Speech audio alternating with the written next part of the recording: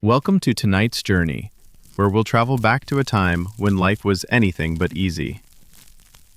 Close your eyes, settle in, and let the sounds of this ancient world guide you into a state of deep relaxation as we explore the harsh realities of life in the medieval period.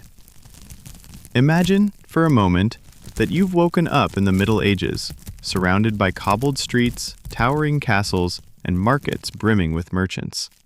But don't be fooled by the romanticized images you might have seen in movies or books. In truth, life during this time was filled with challenges and dangers that few could survive. Whether you were a peasant, a noble, or even a knight, medieval times were far more brutal, grim, and unpredictable than you might imagine.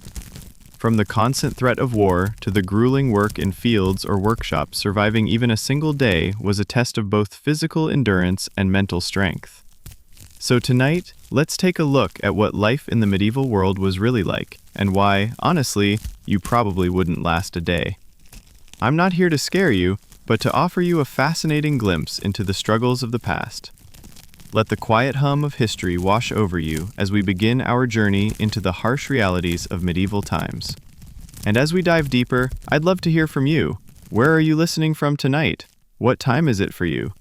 I love seeing where everyone is tuning in from, so leave a comment below and I'll be sure to check out your responses. Before we get started, if you're enjoying this journey, don't forget to like the video. Your support helps me bring more of these calming and educational stories straight to you. Now, let's begin. Picture yourself in the Middle Ages, stepping out of your modest home and entering a world where survival is anything but guaranteed. In the vast stretch of the medieval ages, the lives of the majority of people were marked by hard labor, humble living, and an unpredictable future. If you were born in this era, the chances are that you were a peasant, working tirelessly from dawn until dusk, struggling just to put food on the table and keep your family safe. The medieval peasant was the backbone of society. But ironically, they were also the most vulnerable to the whims of nature, society, and the ruling class. Imagine for a moment waking up before dawn, the air still chilly from the night before, and knowing that the day's work ahead would involve long hours of back-breaking labor. Whether you worked the land or tended to the animals, your life was driven by the seasons, weather patterns, and the uncertainties of medieval life. A typical day for a medieval peasant began early, around 5 a.m. or even earlier, depending on the season.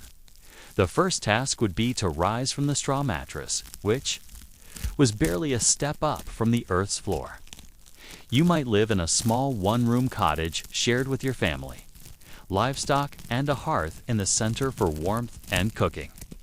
There would be no modern comforts, no central heating, no plumbing, and certainly no electricity. Life was primitive, and survival was the goal after rising. The peasant's first task was often to feed the animals, goats, pigs, chickens, and perhaps a cow. These animals were not only a source of food, but also a form of currency as the meat, eggs, and milk they produced were essential for daily survival.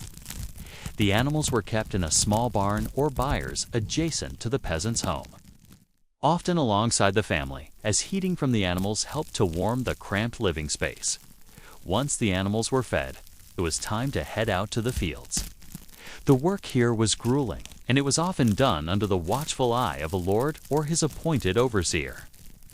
For many peasants, a large portion of their workday would be spent working the land for the benefit of their landlord manorial system.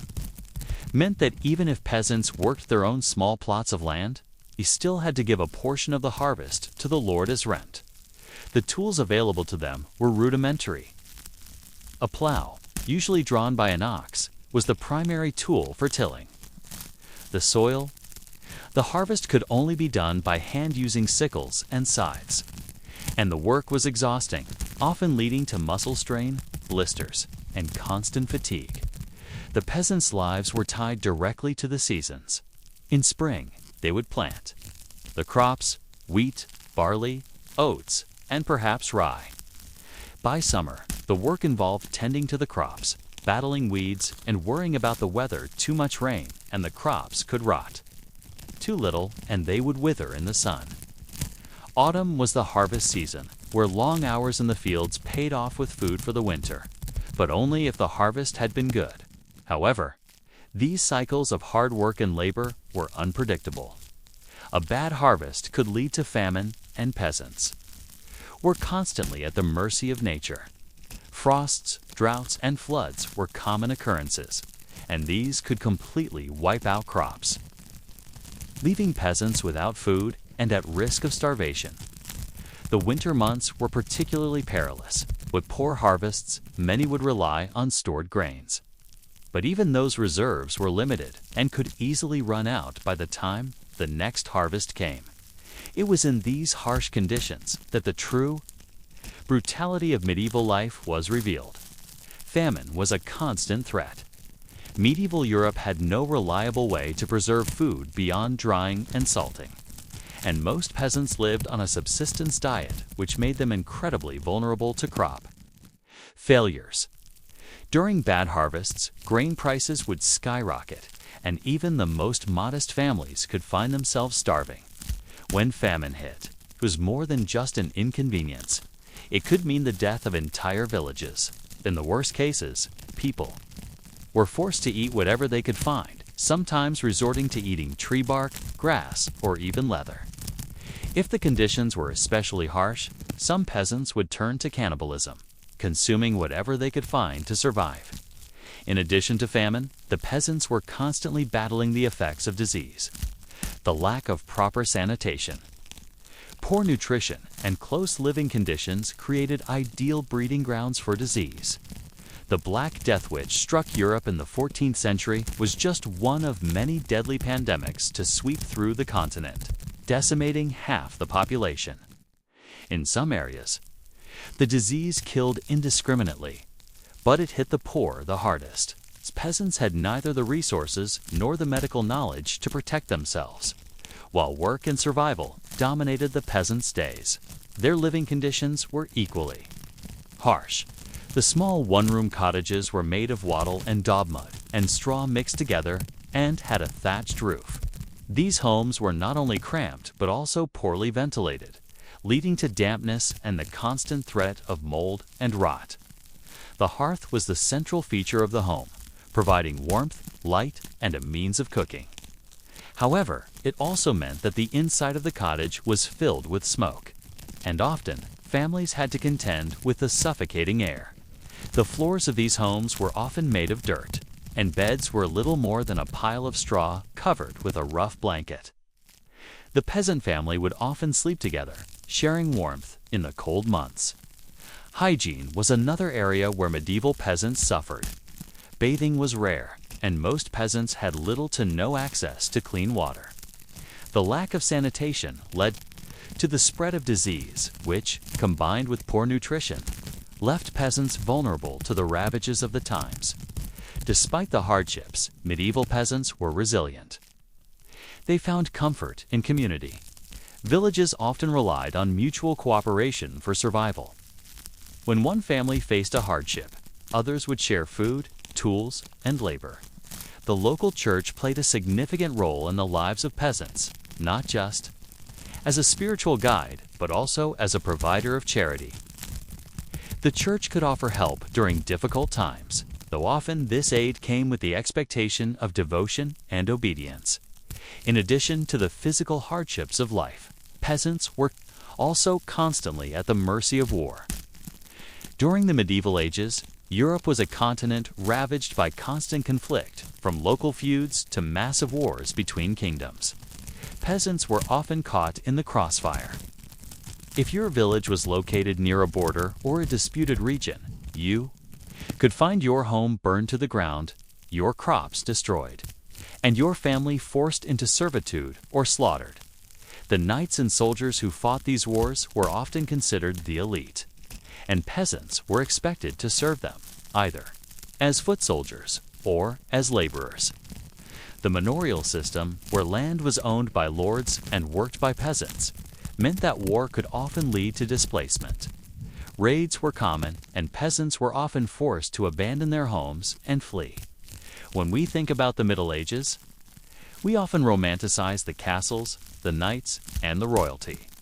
But the true reality for the vast majority of people, the peasants, was one of grueling survival.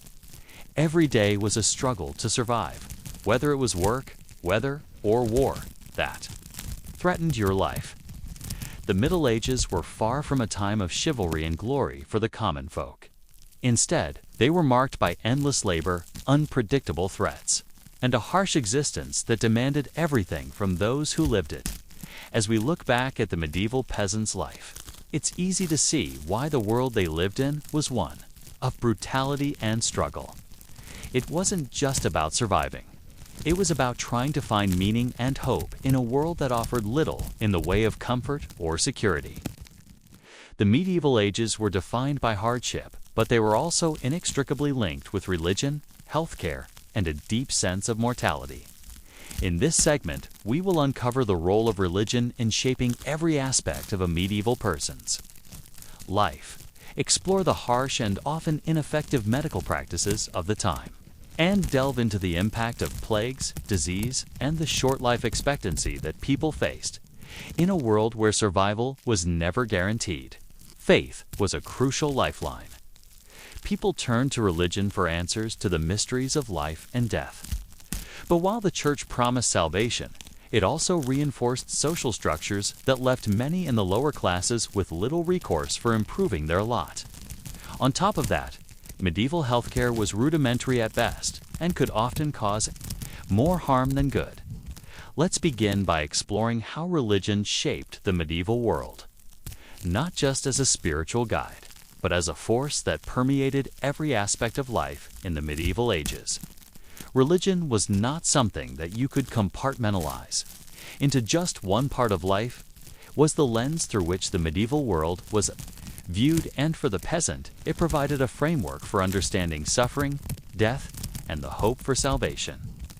The Catholic Church played an overwhelming role in the lives of medieval men and women, offering not just spiritual guidance, but a social structure and often power over the day-to-day affairs of the populace. Religion was, for all intents and purposes, the fabric that held society together. Church leaders, whether they were monks, priests, or bishops, were not only religious figures. They were landowners, tax collectors, and advisors to kings. The church was more powerful than the monarchy at times, and it played a huge role in keeping the people in line. To defy the church was to risk eternal damnation, so the clergy had the power to dictate laws and customs, and to decide who was worthy of salvation. Most people in medieval Europe were illiterate, and religious texts were not readily available to them. Priests, therefore, were not just spiritual leaders, but also the educators. Services were held in Latin, a language that the average peasant did not understand.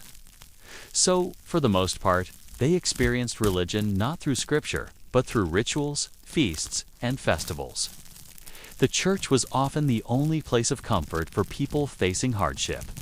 Religious festivals, especially those associated with harvest, feasts, and other seasonal changes, were the highlight of the year for peasants. They marked the only occasions when the usually hard-working and stressed-out masses could enjoy a brief respite from their grueling lives. These celebrations were religious in nature, but they also allowed the lower classes to celebrate life and hope for better fortunes in the afterlife. But beyond the joy and comfort the church could provide, it was also a source of fear. The sin of the individual could bring about eternal damnation, and the Catholic Church kept strict control over the salvation of its followers. Confession was a regular practice for everyone, where individuals would confess their sins and seek absolution, a crucial part of the medieval experience. However, this wasn't just for spiritual relief. It was also about social control. Church used confession as a means to influence behaviors and maintain order in society. Medieval life was defined by illness, and the medical practices of the time did little to alleviate the suffering.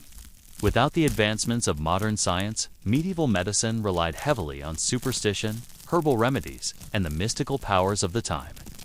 There was little understanding of hygiene, and disease spread rapidly through the tightly packed homes and villages. For the peasant, suffering from illness meant misery and usually death. There was little to no care for the poor or those without means. While nobles had access to physicians who were often monks or scholars with some medical knowledge, peasants had only folk healers, wise women, or the local priest who doubled as a healer. They relied heavily on herbs for their remedies: garlic, sage, and medicinal roots like ginseng were used to treat a variety of ailments.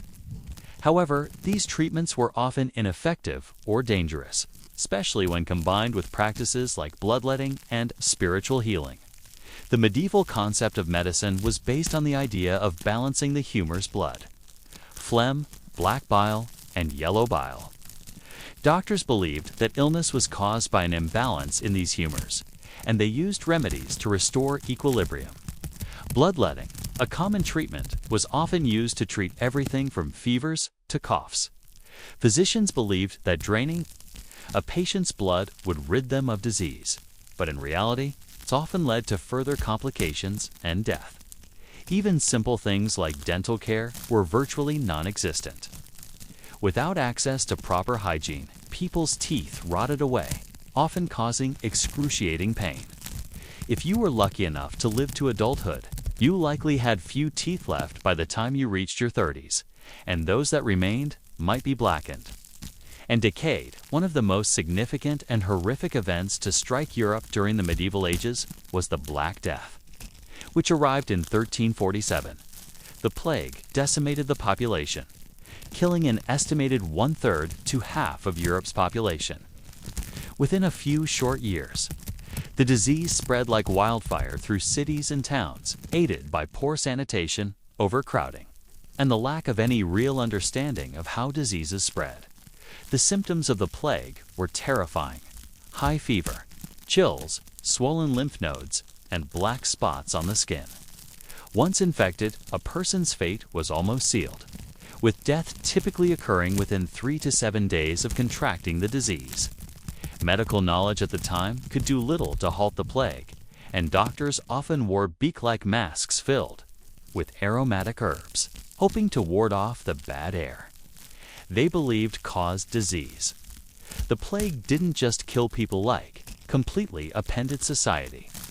It created a culture of fear and death, where entire villages were wiped out overnight, and the living were left to mourn the loss of loved ones in isolation. Families were separated, and the psychological toll was immense. Even if you survived the plague, the fear of another outbreak hung over you like a dark cloud. And yet, the plague was just one of many epidemics that swept through Europe during the medieval period.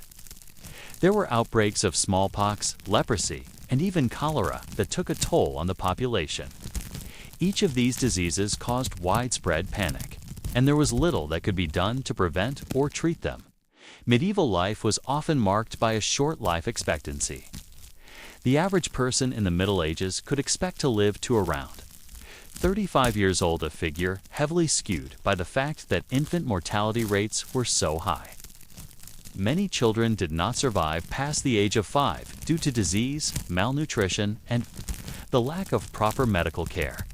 Even if you made it past childhood, your life was likely to be filled with constant struggle, labor, and the threat of illness. It was rare for people to live into their 50s or 60s, even rarer to see someone reach their 70s or beyond. Death was a constant companion, whether from disease, war, famine, or simple accidents. For the medieval peasant, death was not only a personal fear, but a constant reality. The proximity of death permeated all aspects of life. Graves were dug in the village or churchyard, and families would often have to bury their loved ones in the fields, sometimes without even a chance for a proper funeral. The specter of dying. Young was so ingrained in the medieval psyche that it affected everything from family planning to wealth distribution. The fear of dying without a legacy or an heir led many families to struggle to ensure their children would survive to adulthood. As we look at life in the medieval ages, it's easy to see how suffering and death were constant companions for those who lived during this time. The plague, poor medical knowledge, hunger, and the uncertainty of life shaped the daily experiences of people in ways that are difficult for us to imagine today. Yet, even in the face of these overwhelming challenges, the people of the Middle Ages found ways to survive and, at times, even thrive. Their reliance on faith, their community bonds, and their resilience allowed them to persist through hardships that seem unimaginable to us now. In the next segment, we'll explore the role of the nobility in medieval society and how the privileges and power they enjoyed stood in stark contrast to the struggles of the common people. From the castles to the tournaments, we'll see how the elites lived in luxury, often unaware of the true suffering faced by those beneath them. In the midst of the daily struggles faced by peasants and common folk, there was a stark contrast to life of the nobility. For the noble class, life in the medieval ages often meant living in luxury, surrounded by wealth and privilege, with far fewer of the hardships that dominated the lives of the peasants. However, their lives were not without complexities or dangers. They were masters of the land, warriors bound by the code of chivalry, and key figures in a society driven by power, religion, and honor. To understand the nobility's position, we need to consider social hierarchy. At the top of the medieval hierarchy was the king, followed by the nobles, and then the peasants at the bottom. The noble class was made up of dukes, barons, earls, and knights who ruled over the peasants, controlling vast lands and wealth. They were the landowners, the ones who could command armies, collect taxes, and control the lives of those beneath them. Let's step inside a noble's world and explore the daily routine, the lavish feasts, the power struggles, and the rituals that defined their existence. For the noble class, castles and manors were the center of their power. These grand stone structures were not just homes, they were fortresses designed to provide both comfort and protection. Life in a castle was vastly different from life in a peasant's cottage. Instead of a humble thatched roof, the noble family lived in vast halls, with thick stone walls that protected them from external threats. A castle was a complex structure, often featuring large dining rooms, great halls, multiple chambers, and sometimes even towers. These spaces were designed for security, but also for status. A noble's home reflected their wealth and power, and it was meant to impress both visitors and rivals. Castles were often strategically placed on high ground, making them defensible against attackers. They were the center of both administration and social life. Outside the castle walls, the nobles' estates stretched far and wide. Nobles ruled over vast farmlands, where peasants worked the land to produce crops, raise animals, and provide resources for the noble family. The noble would often have a staff of servants and laborers, including managers who oversaw the work of the peasants. The wealth generated from these lands provided the noble family with luxury, while also ensuring that their power was maintained. Despite this luxury, life for a noble wasn't entirely free from danger. Castles were built for defense, and many nobles lived with the constant threat of attack, whether from neighboring lords, bandits, or even rebellions within their own ranks. While the peasants struggled to survive, the nobility were often engaged in feuds over land and power, leading to wars that could devastate entire regions. At the heart of medieval nobility was the figure of the knight. The knight was not just a warrior, they were a symbol of honor, loyalty, and chivalry. The chivalric code governed the actions and behavior of knights, dictating that they should defend the weak, serve the Lord, and always act with courage and honor. The code also emphasized respect for women, religious faith, and a strict adherence to the rules of war. Becoming a knight was a long and arduous process. A young boy, often born into a noble family, would begin his training at a young age. This training would start with learning to ride a horse, wield a sword, and engage in combat. From the age of 7, boys would be sent to a lord's castle as page boys, where they would learn the ways of chivalry, courtly manners, and the basics of war. As they grew older, they would become squires, assisting knights in battle and beginning to hone their martial skills. When a young squire proved his worth, he would be dubbed a knight in a ceremony that was both a personal and public honor. Being knighted was a rite of passage, but it also came with serious responsibilities. A knight was expected to defend his lord, protect his people, and uphold the moral integrity of his class. However, despite the idealism of the chivalric code, knights were often engaged in bloody wars, raids, and violent conquests. They were expected to fight in battles to defend their lord's land, sometimes risking their lives for a cause that was beyond their own control. Knights, while certainly privileged, also faced dangerous work. Wars were frequent, and feudal lords often required knights to engage in armed conflict for the sake of expanding or maintaining their territory. The life of a knight was therefore a constant balancing act between the glory of combat and the harsh realities of warfare reality that would see many knights killed or maimed in battle. For all the struggles and dangers they faced, nobles enjoyed a life of incredible luxury. Their wealth allowed them to indulge in lavish feasts, wear expensive clothing, and live in grand homes. Feasting was a key part of nobility life, as it served not just as a way to celebrate special occasions, but also as a means of displaying power. The feasts were often lavish affairs, filled with roasted meats, sweets, and exotic foods that were not available to peasants. The nobility often dined on venison, wild boar, fish, and a variety of rich dishes. There was wine aplenty, and it wasn't uncommon to find imported goods from distant parts of the empire on the table. The wealth of the noble family was clearly reflected in the opulence of their banquets, and these events were often attended by other nobles, knights, and important members of society. Beyond food, the nobility displayed their wealth through their clothing. Noblemen wore rich fabrics like silk and velvets, often adorned with gold, silver, or jewels.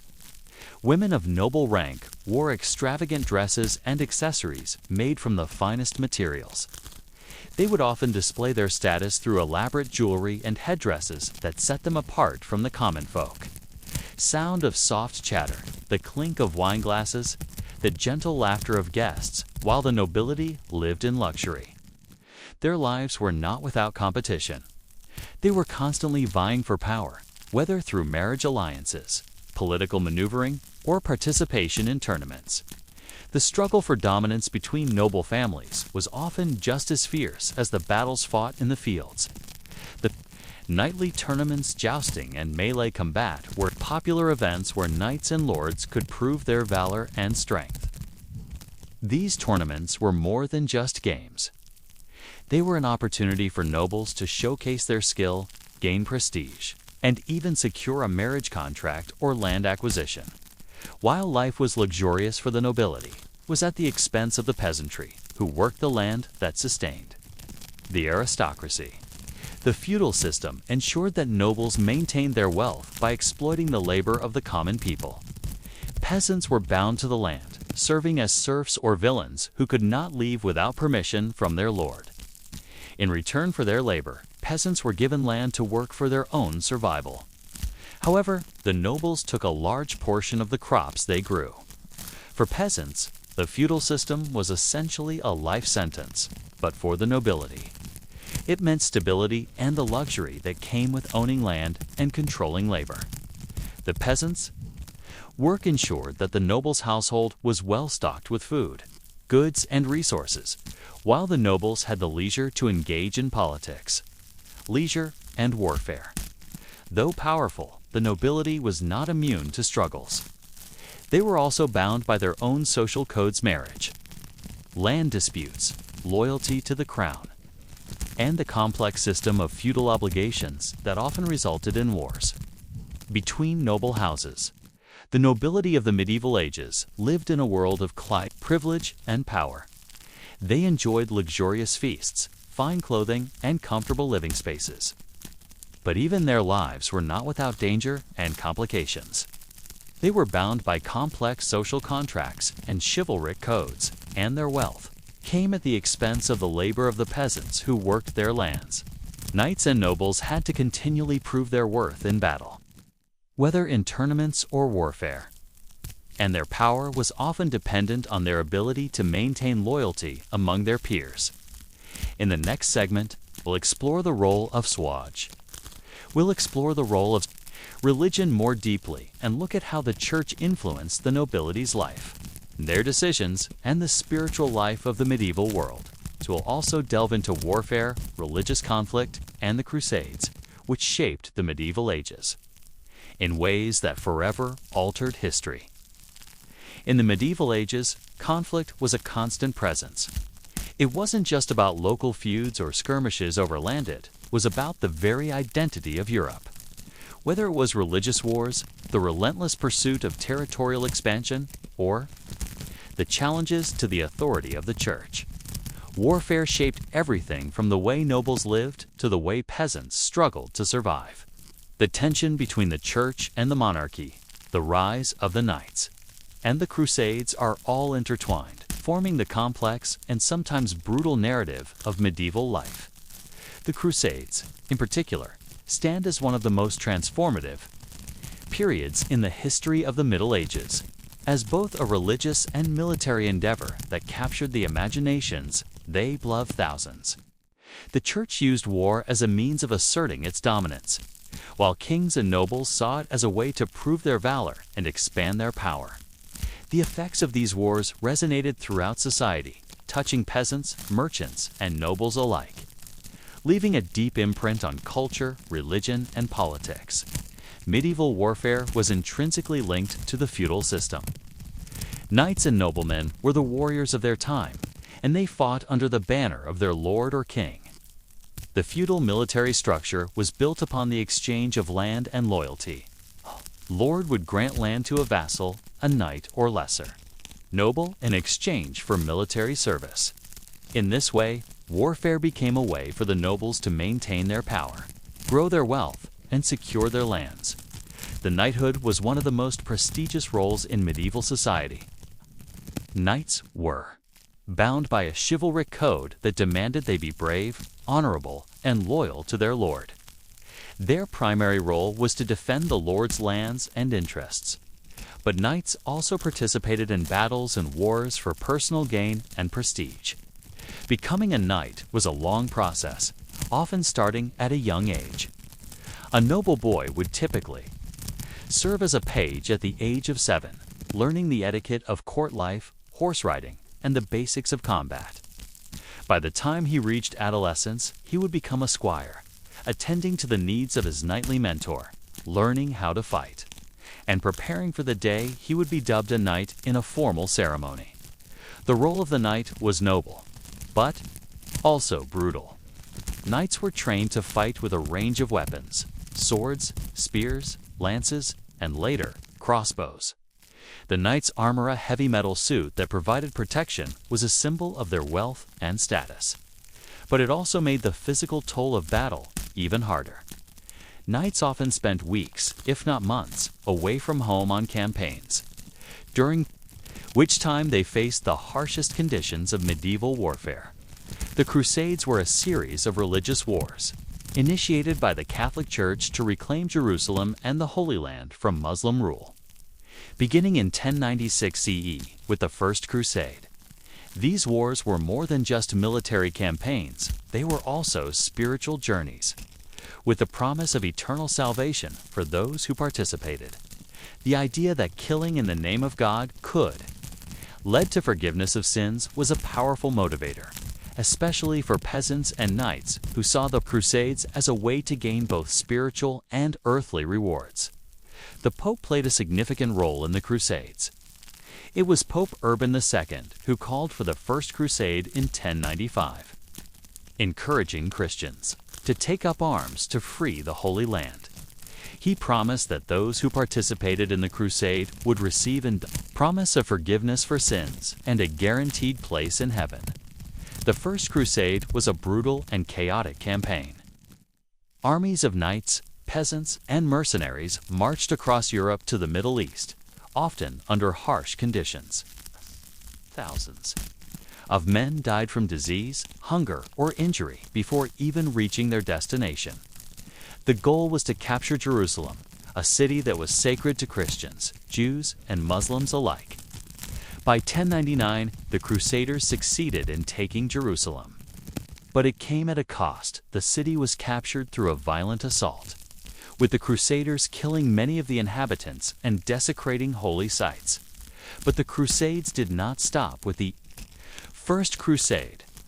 Several more crusades followed, each aimed at retaking Jerusalem or expanding Christian rule in the Middle East. However, many of the later crusades were less successful. The Fourth Crusade 1202 to 1204 ended with the sacking of Constantinople, a Christian city, by fellow Christians, an event that left a bitter legacy and worsened relations between the eastern and western branches of Christianity. For the nobility, the Crusades were both an opportunity for glory and gain. They could increase their landholdings, acquire wealth, and make a name for themselves in battle.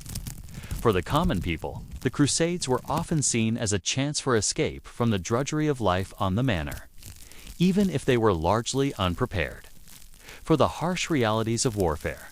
The Crusades were not just military campaigns. They were deeply intertwined with the medieval worldview, where religion and warfare could not be separated. The influence of the Church, combined with the allure of eternal salvation, meant that these wars were seen as divinely ordained. Yet, for all the religious fervor that fueled the Crusades, the outcomes were often disastrous, leaving behind a legacy of bloodshed, betrayal, and cultural destruction. While the Crusades were the most dramatic and blood-stained aspect of medieval warfare, knights also participated in tournament events designed to test their skills in a more controlled environment.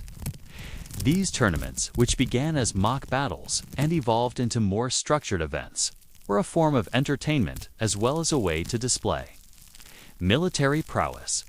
The most famous of these tournaments were the jousting competitions. Jousting, where two knights would charge at each other on horseback, armed with lances, was both a test of skill and bravery. The goal was to unseat the opponent, but the spectacle was also about honor, who could endure the punishment of battle without flinching. Knights used these events to build their reputation, gain prestige, and sometimes even earn the favor of powerful nobles or royalty. However, tournaments were not without their risks. While less deadly than actual war, jousting and other knightly events could be extremely dangerous, and many knights were injured or even killed during these public displays. Even when knights survived, the toll on their bodies from the heavy armor and brutal combat was significant. For medieval monarchs, warfare was one of the primary means of expanding their territory and asserting their power. Kings often relied on nobles to supply soldiers, and in return, they granted land, titles, or wealth. War was both a way to grow the realm and maintain control over the noble class. Many kings used the threat of war or actual military campaigns to consolidate power and suppress potential rivals. Feudal obligations required that the nobles support their king in times of war, but often this wasn't done out of loyalty, was done out of necessity, as failure to support the crown could lead to disinheritance or land loss. Kings and lords often manipulated the feudal system to their advantage, and warfare became a way to keep the nobility in check. For peasants, warfare was another form of subjugation. When war broke out, they were often forced to provide food, supplies, and sometimes even fight alongside their masters. Those who refused could face punishment or even death. War was not a choice for peasants, it was a reality they had to endure, whether it was defending their lord's land or suffering the consequences of an invasion. The Crusades, feudal wars, and knightly tournaments were not just events, they were reflections of a medieval world, where warfare and religion were deeply intertwined. The nobility, with their feudal obligations, lived in a world where power was claimed through battle, loyalty, and the ability to defeat one's enemies. The knighthood, bound by the chivalric code, was central to this system, a group of warriors who defined the very essence of medieval warfare. The impact of war on medieval society cannot be overstated. The Crusades altered the relationship between East and West, while the constant feudal battles reshaped the political landscape of Europe. In the end, war was more than just a political tool, it was a way of life. As we move into the next segment, we'll take a look at how medieval society viewed death, burial rituals, and the afterlife. We'll explore the morbidity that permeated everyday life and examine how religion and death were linked in the minds of the people. Death was never far from the medieval mindset. In a world where disease, famine, and war claimed lives with terrifying regularity, medieval people lived in constant awareness of their mortality. The average person could expect to live only into their 30s or 40s, and the fear of death, coupled with a belief in the afterlife, profoundly influenced how people thought about their own lives and the lives of those around them. In medieval times, death wasn't just a personal experience, it was a social event shaped by deep religious beliefs, rituals, and customs. It was something that bound families together in grief, but also in their shared hope for salvation and eternal life. From the moment of death, a complex series of rituals and customs took place, rituals that were deeply rooted in medieval Christianity and shaped by the Catholic Church. In this segment, we'll explore the rituals of death, burial practices, and the profound influence the Church had on how people faced their final moments. We'll also examine how medieval society viewed the afterlife, the concept of purgatory, and how death could either bring salvation or damnation, depending on the deeds of the individual. For the people of the Middle Ages, death was ever present, and it was something to be both feared and accepted. People lived in an age where the life expectancy was low, and death could come at any moment due to disease, famine, or violence. The Black Death, which decimated Europe in the 14th century, serves as the most notable example of how sudden and terrifying death could be. But the threat of death was always there, whether it was through disease, war, or accident. In the medieval world, death was seen as a natural part of life. People believed that God had determined the moment of death, belief that reinforced the notion of fate. However, while death was inevitable, it was also feared. People believed that the soul lived on after the body died, and the fate of that soul was determined by one's actions in life. The most important question for a medieval Christian was not, "How will I die?" but rather, "Where will I go after I die?" The concept of the afterlife was central to the medieval worldview. For the peasants, this belief provided a measure of comfort in the face of hardship and suffering. Though life was often cruel and filled with pain, the hope of salvation and the chance to be with God forever in heaven provided a spiritual reward for their earthly suffering. Religion played a central role in how medieval people prepared for death. For the nobility and the common people alike, the Catholic Church was the ultimate authority on matters of life and death. It was through the Church that one could receive the sacraments necessary for salvation, especially the last rites, which were believed to ensure that a person's soul would be received by God and not condemned to eternal damnation. The last rites, or extreme unction, were an essential ritual for a Christian at the end of life. These rites were intended to prepare the dying person for the afterlife, ensuring their spiritual cleanliness and salvation. A priest would hear the confession of the dying, offering absolution for any sins committed, and then anoint the person with holy oil. This ceremony was seen as essential to soul salvation, especially for those who are about to enter the unknown world of the afterlife. In addition to the last rites, the Church also played a key role in the mourning process. When someone died, it was common for family members to call upon the priest to perform a funeral mass, during which prayers would be offered for the soul of the deceased. The mass would often take place in the church, and the body of the deceased would be laid out for viewing by family, friends, and the community. The deceased person was often surrounded by candles, which symbolized the light of Christ guiding them to eternal rest. For the nobility, death was an event of great importance, and elaborate funeral rites were performed. Their funerals were often marked by the display of wealth with rich caskets, fine clothing, and golden relics. They were buried in churches or monasteries, often in tombs that displayed their family's power and prestige. A knight or nobleman might also have an epitaph inscribed on their tomb, which would describe their deeds in life, their honor, and their devotion to their faith. The burial of the dead was another deeply ritualistic practice in the medieval world. In towns and villages, the deceased were usually buried in the churchyard. If a family could afford it, they would purchase a plot of land in the church cemetery, which was often seen as the most sacred of places. For the wealthy, burial was a significant event. The noble class often arranged for private chapels or mausoleums to house the remains of their ancestors. These tombs were elaborate, constructed of stone or marble, and adorned with effigies or carvings to immortalize their memory. It was believed that the body needed to rest in a sacred space where prayers could be said on its behalf, aiding the deceased on their journey to the afterlife. For the common folk, the burial process was much simpler. Peasants were often buried in unmarked graves with only a simple stone or wooden cross to mark the spot.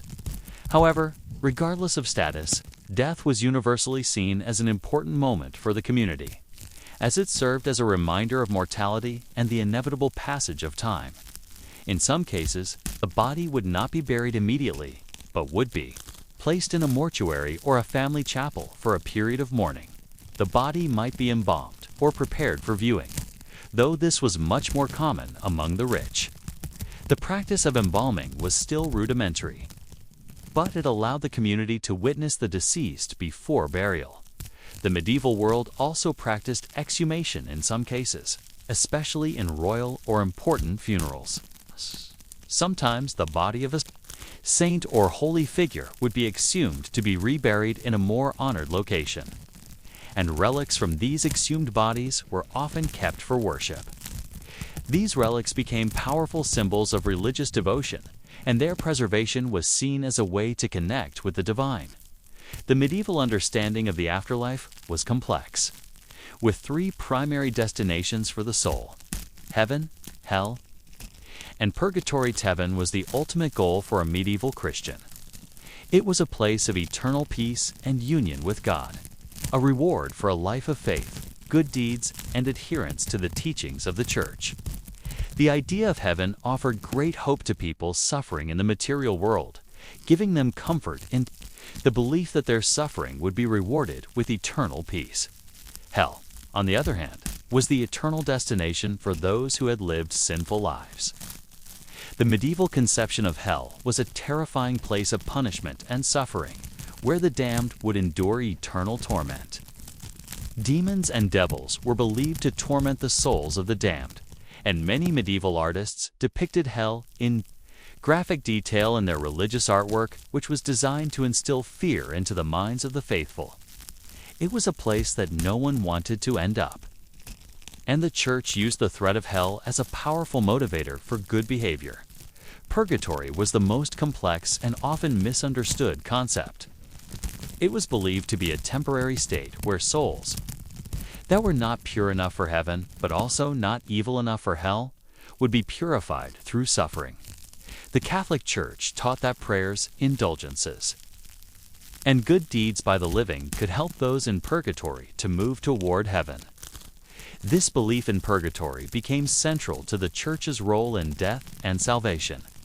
The idea of purgatory was particularly important during the medieval period, because it provided a framework for hope even for those who had led less than perfect lives.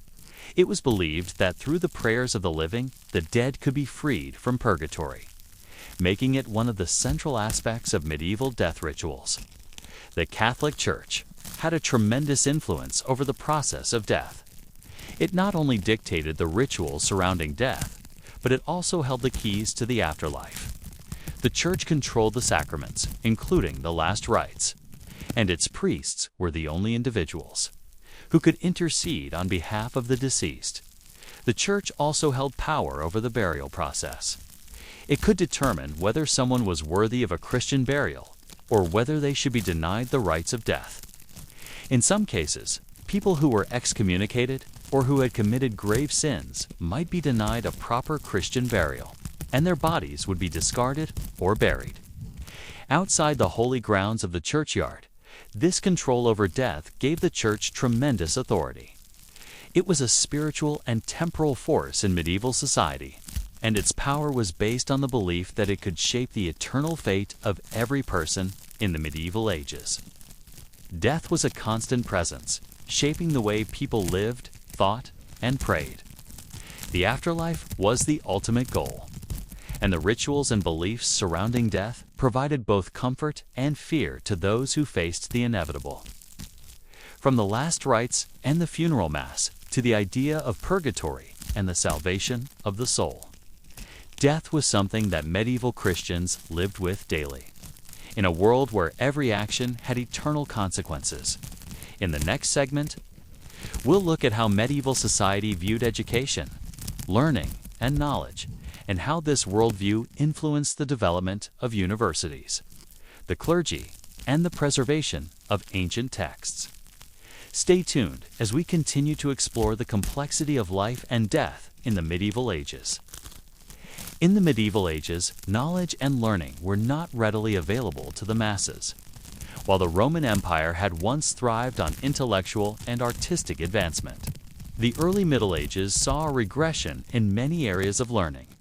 However, despite these challenges, the Church became the central force behind education, preserving the intellectual achievements of the ancient world while also laying the foundation for future academic endeavors. In this segment, we will explore how medieval education was structured, the role of the Church in shaping intellectual life, the rise of universities, and the preservation of ancient knowledge that would eventually fuel the intellectual resurgence of the Renaissance. We'll also take a closer look at the key figures, from monks to scholars, who played an important role in the transmission of knowledge. The Catholic Church was the most powerful institution in medieval Europe, and it had a profound influence on every aspect of life, political, social, and intellectual. While many aspects of medieval life were marked by struggles and hardship, the Church provided some semblance of order and stability. One of the most significant ways the Church influenced life was through its control over education and learning. In the early Middle Ages, after the fall of the Western Roman Empire in the 5th century, much of the intellectual knowledge of the classical world was lost or forgotten. However, the Church and its monastic communities were dedicated to preserving and transmitting knowledge. Monasteries became centers of learning and intellectual life, where monks copied ancient manuscripts and texts, many of which were in Greek and Latin, preserving them for future generations. The monastic system was deeply connected to education. Monks and nuns were often the only literate people in rural areas. In the monastic schools, young boys were taught to read, write, and study religious texts, such as the Bible, along with works of philosophy, mathematics, and astronomy. Latin was the language of instruction, and scriptural study formed the core of most medieval education. While the common folk might not have had access to formal education, the monastic schools provided the intellectual foundation for the medieval world. Monasteries, particularly those following the Benedictine rule, became havens for learning. They were places where books were copied by hand and ancient knowledge was meticulously preserved. The famous monastic scriptoriums were where monks worked long hours to transcribe religious and classical texts, ensuring that ancient knowledge would not be lost.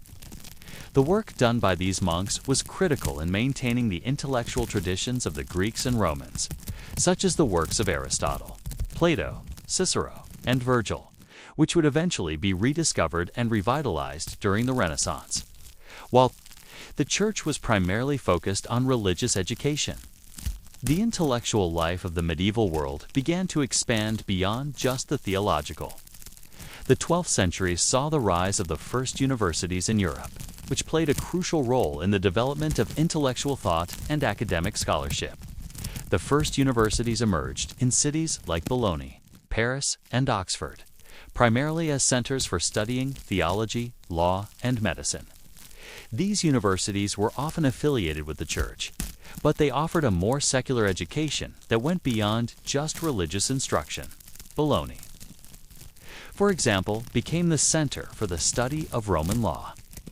The University of Paris was one of the most famous centers for theological education, and it was the University of Paris where scholars like Thomas Aquinas and Peter Abelard helped shape scholasticism, a system of thought that sought to reconcile faith and reason. Meanwhile, Oxford University in England became a leading center for the study of philosophy and medicine. These medieval universities were places where scholars, priests, and students gathered to discuss and debate ideas. While the students were largely clergy or the children of the wealthy elite, the universities became important incubators for intellectual growth. They fostered debate and encouraged critical thinking, albeit within the framework of religious orthodoxy. The curricula at medieval universities were heavily structured around the 7 liberal arts, which were divided into 2 main sections: the trivium grammar, rhetoric, and logic, and the quadrivium arithmetic, geometry, music, and astronomy. This classical education was the foundation for learning, and from there, students could specialize in subjects such as theology, law, or medicine. One of the most significant intellectual movements of the High Middle Ages was scholasticism. Scholasticism was a method of learning that aimed to reconcile faith and reason, and it became the dominant intellectual approach at medieval universities. Scholars sought to harmonize the teachings of the Church Fathers, especially Augustine and Aquinas, with Aristotelian philosophy, which had been rediscovered through Arabic translations. Thomas Aquinas, one of the most influential scholars of the Middle Ages, was a key figure in scholasticism. Aquinas argued that reason and faith were not in conflict, but rather worked together to reveal truth. His famous work, Summa Theologica, systematically explored questions of theology, philosophy, and ethics, and became a foundational text in medieval education. Scholasticism also had its critics, such as William of Ockham, who argued that excessive reliance on reason and logic could lead to speculation and error. Despite these critiques, scholasticism dominated academic thought for centuries, shaping the intellectual culture of Europe and providing a framework for future philosophical and scientific advancements. A crucial aspect of medieval learning was the preservation of ancient texts. While the intellectual climate of the early Middle Ages was not as intellectually vibrant as that of ancient Rome, it was the medieval monks and scholars who played a crucial role in preserving the knowledge of the classical world. The majority of ancient Greek and Roman works that we have today were preserved in monasteries and libraries. The Church took great care in maintaining collections of ancient texts, though most of these texts were written in Latin or Greek, and only a few people could read them. Scribes in monasteries would meticulously copy ancient manuscripts, some of which were centuries old, ensuring that the knowledge contained within them would survive for future generations. Many ancient works were lost during the collapse of the Roman Empire, but they were saved from oblivion by medieval scholars who studied and copied them. The rediscovery of Aristotle, Plato, and the writings of Galileo in the 12th century spurred an intellectual revolution in Europe, leading to the eventual rise of the Renaissance. Without the monastic scribes, many of these ancient works might have been lost forever. While the Church was instrumental in preserving knowledge, it was also deeply invested in controlling it. The Church wielded immense power over what was taught and what was considered acceptable knowledge. Heretical ideas, whether related to science, philosophy, or religion, were often suppressed by the Inquisition. Medieval theologians were often required to follow church doctrine strictly. Any ideas that contradicted the teachings of the Church, such as the works of early scientists like Copernicus or philosophers like Renaissance humanists, were often rejected or even condemned. The Church's influence over universities and scholarship meant that certain forms of critical inquiry were stifled. For instance, the trial of Galileo Galilei in 1633, long after the medieval period, shows the Church's suppression of scientific progress in favor of maintaining doctrinal authority. The tension between faith and reason was a constant theme throughout medieval education, and it wasn't until later centuries that the divide between religion and science began to be explored more freely. Despite the Church's control over intellectual life, the medieval period left a lasting legacy of learning and knowledge that would shape the future of Europe. The universities, the scholastic method, and the preservation of ancient texts created the intellectual foundation for the Renaissance, the Enlightenment, and the eventual rise of modern science, while much of medieval learning was deeply intertwined with religious beliefs. It set the stage for the great intellectual achievements that would come in later centuries. The work of medieval scholars laid the groundwork for the rediscovery of classical texts, the development of scientific methods, and the eventual rise of humanism. As we continue through the medieval world, it's clear that while the Church shaped the intellectual landscape, it also inadvertently created the conditions for the eventual challenges to its authority.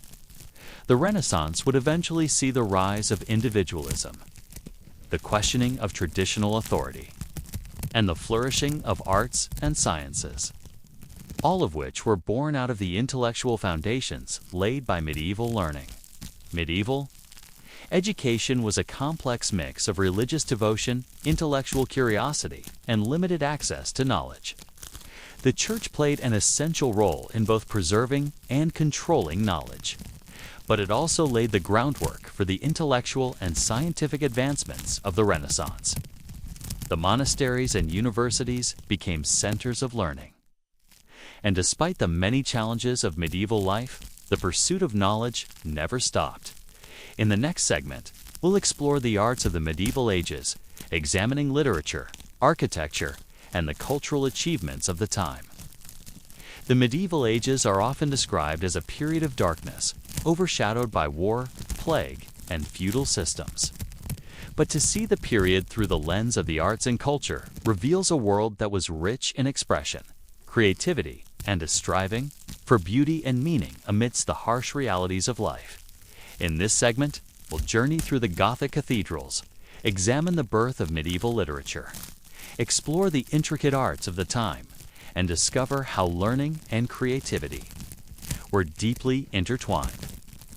Despite being defined by suffering, the medieval world produced some of the most remarkable achievements in architecture, art, and literature that would influence the world for centuries to come. One of the most enduring symbols of the medieval ages is the towering Gothic cathedral, a remarkable achievement of architecture, engineering, and faith. The Gothic style emerged in the 12th century and dominated European architecture for centuries.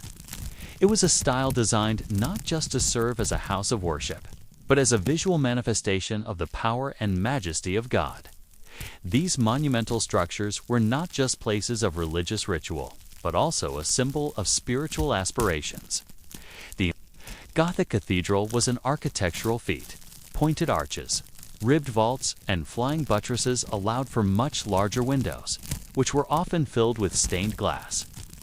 These colorful windows depicted scenes from biblical stories, saints' lives, and heavenly visions, bringing the divine closer to the people who might never experience it firsthand. These cathedrals reached heavenward, representing the human, longing to connect with the divine. The most famous examples of Gothic architecture include the Notre Dame de Paris, Chartres Cathedral, and Sainte-Chapelle. Each of these buildings featured soaring spires, intricate carvings, and glorious stained glass windows that bathed the interior in light, creating an ethereal atmosphere that brought visitors closer to the divine.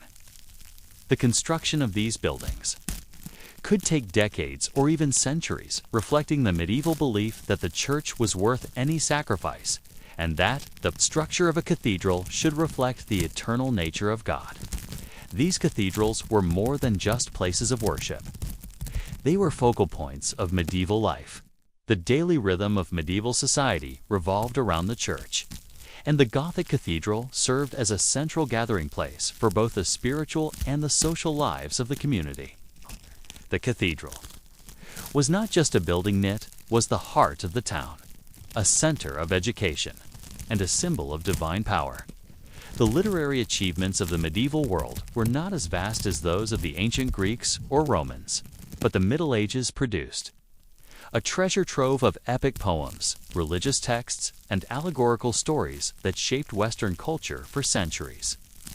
The stories that emerged during this time were often a reflection of the medieval worldview, a world where faith and honor were central to existence. Perhaps the most famous and enduring of all medieval literary traditions is the Arthurian legend, which introduced the world to King Arthur, the Knights of the Round Table, and the quest for the Holy Grail. This saga, based on Welsh and Breton folklore, was popularized by the 12th century poet Criccion de Troyes, and later expanded upon by writers like Sir Thomas Malory in his famous work, La Morte d'Arthur. The story of King Arthur is one of chivalry, loyalty, and the struggles between good and evil. The knights, sworn to protect the realm and live by a strict code of conduct, embodied the ideals of medieval society, a blend of martial valor and spiritual devotion. Dante Alighieri's Divine Comedy, one of the greatest literary works of the medieval period, offers a profound look at life after death.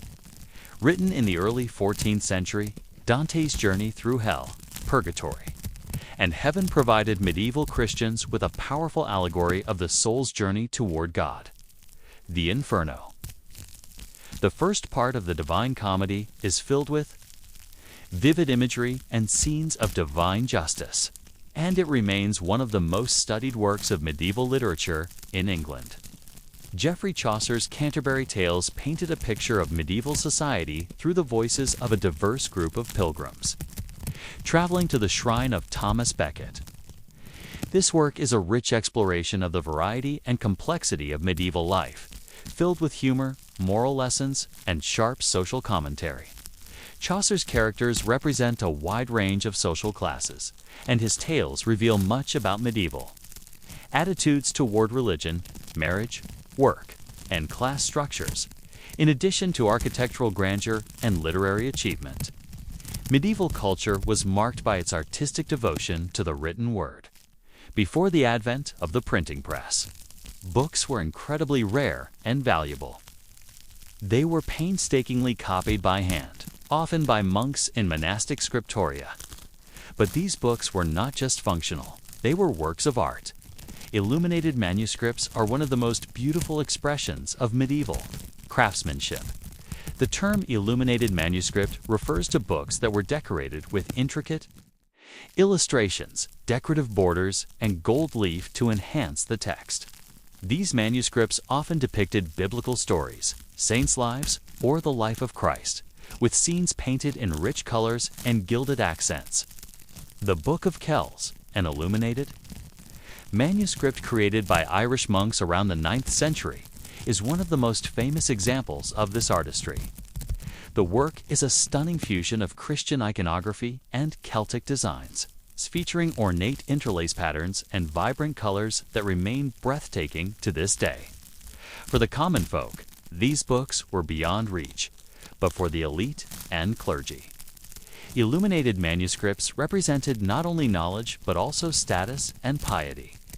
These works were symbols of devotion, and many monks spent years creating these manuscripts, which would often be housed in monastic libraries and used for religious study and prayer, while the most famous medieval art was religious in nature. The medieval period also produced a significant amount of secular art, particularly in the form of tapestries, sculpture, and painting. Much of the art of the time was focused on depicting biblical stories and saints, but there were also representations of everyday life, chivalric themes, and even scenes from courtly love. The Gothic style was characterized by its detailed stained glass windows, altarpieces, and sculptures that adorned the cathedrals and churches of Europe. These works of art were not just decorations, they were spiritual messages, designed to instruct the viewer in moral lessons. The art was intended to bring biblical narratives to life for those who couldn't read the scriptures themselves.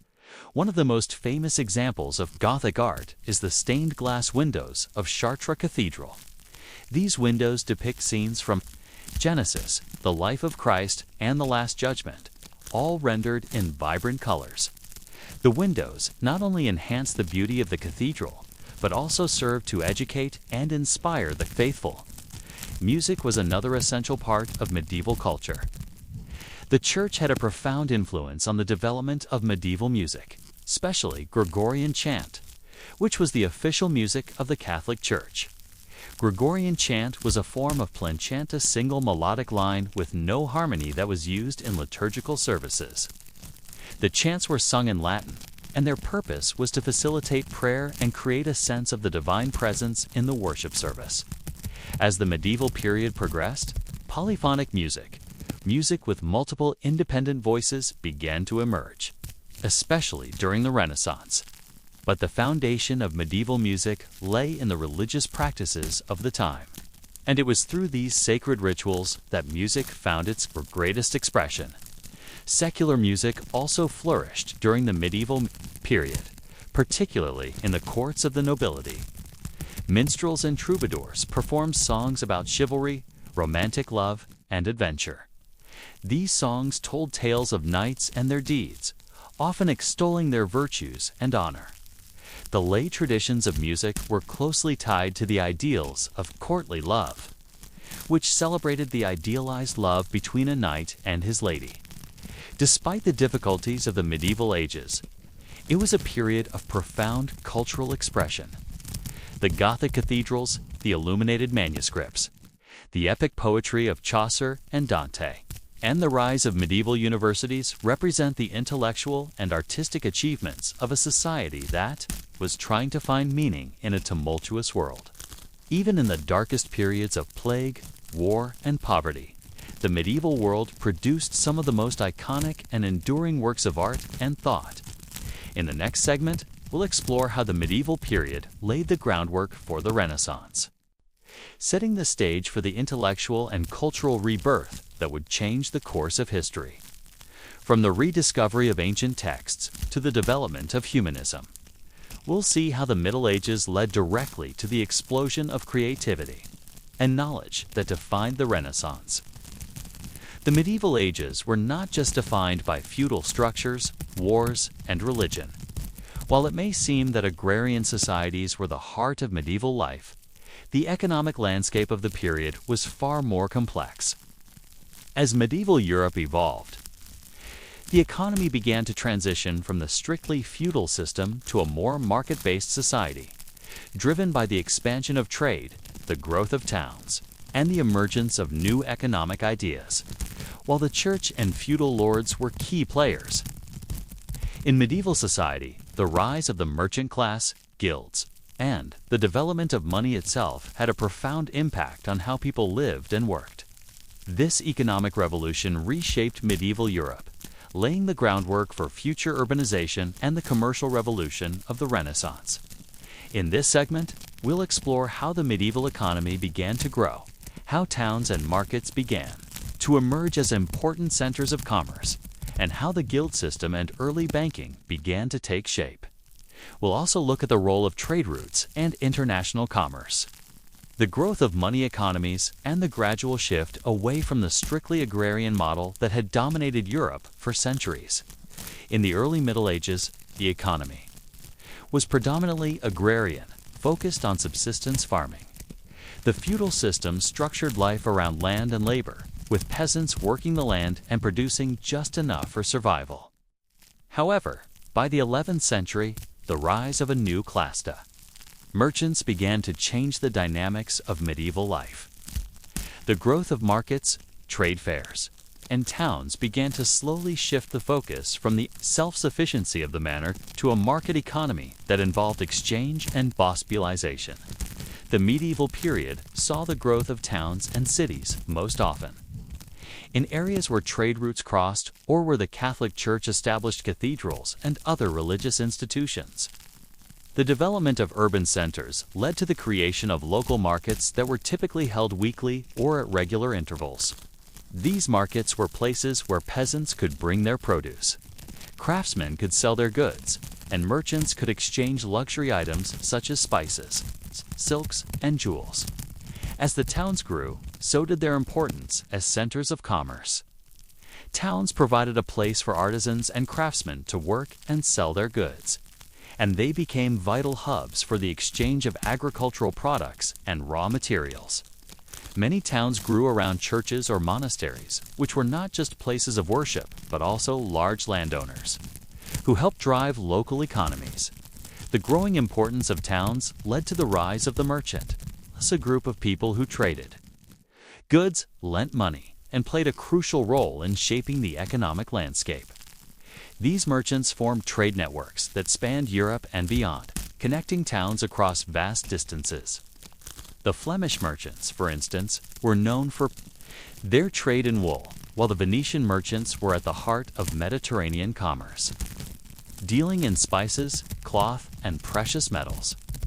The merchant class became a growing economic force, challenging the power of the nobility and beginning to form the first capitalist structures in European history. As medieval towns grew, so did the need for specialized trades and the rise of talsteas, and the rise of the guild system. A guild was an association of merchants, craftsmen, or artisans who banded together to protect their interests, regulate work practices, and ensure fair competition. Guilds were essential in the medieval economy as they controlled the production of goods, the standards of work, and the pricing of items in their markets. Guilds existed for nearly every trade, from blacksmiths and weavers to bakers, shoemakers, and mason builders. The role of the guild was multifaceted. Guilds set the price for goods, established standards of quality, and protected the interests of workers. They also acted as a social network, offering support to members in times of need, whether through sick benefits, funeral rites, or helping widows and orphans. Membership in a guild was crucial for artisans and merchants, as it gave them both economic protection and social prestige. For a young apprentice, joining a guild was often the first step toward becoming a master of their trade. The apprenticeship system allowed younger people to learn their craft under the guidance of a master craftsman, often starting at a young age and working for many years before becoming a full-fledged master in their own right. The guild system helped regulate and stabilize the medieval economy, but it also served as a means of keeping the noble class from taking complete control of trade and commerce. It acted as a counterbalance to the power of the landowning elites and gave rise to an urban bourgeoisie that played a key role in the eventual rise of capitalism in Europe. As trade and commerce expanded across Europe, the need for a more sophisticated financial system grew. The early medieval period had relied on barter, where goods were exchanged directly for other goods. However, with the rise of markets, merchants, and trade networks, a system of money and banking was necessary to facilitate larger transactions. Banking first emerged in Italy, particularly in the city of Venice and Florence, where Italian bankers created systems for lending money, exchanging currency, and issuing promissory notes. These early bankers were often merchants themselves and used their banking operations to finance trade ventures, including long-distance voyages and the purchase of goods from foreign markets. The Medici family of Florence is one of the most famous examples of early banking dynasties. They revolutionized banking by creating a system of debt and credit, allowing merchants to conduct business without needing to carry large sums of money.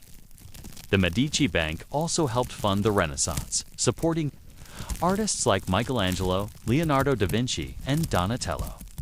Their banking system became a model for the growth of financial institutions across Europe. In addition to banking, the medieval economy saw the development of currency. Prior to the medieval period, money had been used in a limited capacity. But the rise of royal mints and the widespread use of coins made currency a common part of daily life. Silver and gold coins became the standard forms of payment in European trade. and kings and rulers began to mint their own money to support their growing empires and dynasties. The establishment of a monetary system helped fuel the growth of a money economy, which would pave the way for more complex economic systems and eventually lead to the rise of capitalism and modern banking practices. The Catholic Church played a complex role in the medieval economy. While it was a powerful institution with vast landholdings, the Church also influenced economic practices through its teachings on usury, charity, and wealth distribution. In the early Middle Ages, the Church had a complicated stance on usury, the practice of charging interest on loans. The Church condemned usury as a sin, believing that charging interest on money was morally wrong. However, as commerce expanded and the need for financing grew, the Church's stance softened. By the late Middle Ages, the growing financial practices of the banking class were tolerated, and money lending became an accepted part of the medieval economy. The Church was also a significant landowner and played an important role in the distribution of wealth. Monasteries and churches owned vast estates, and a significant portion of the wealth of the Middle Ages was tied up in the Church's land. The tithe, or a tax of 10% of one's income, was mandatory for most people, and the Church used this money for charitable works, building projects, and the maintenance of its religious institutions. The wealth of the Church helped fuel the medieval economy, but it also created tensions, as the vast riches of the clergy were often seen as at odds with the Church's spiritual teachings. The expansion of trade routes across Europe had a significant impact on the medieval economy. By the 12th century, trade networks connected the Mediterranean to northern Europe. With the Silk Road linking the West to Asia, the rise of Italian city-states like Venice and Genoa turned these regions into powerful hubs of international commerce. Venice, in particular, became the gateway between Europe and the Middle East, importing goods such as spices, silk, and precious metals. As trade expanded, the growth of towns became a significant aspect of the medieval economy. Merchant towns and port cities thrived, and these urban centers became places where goods from across Europe and beyond could be bought and sold. Towns were often granted charters by kings or local lords, granting them the right to hold markets, build fortifications, and establish local laws. The growth of towns and cities had significant social and economic consequences.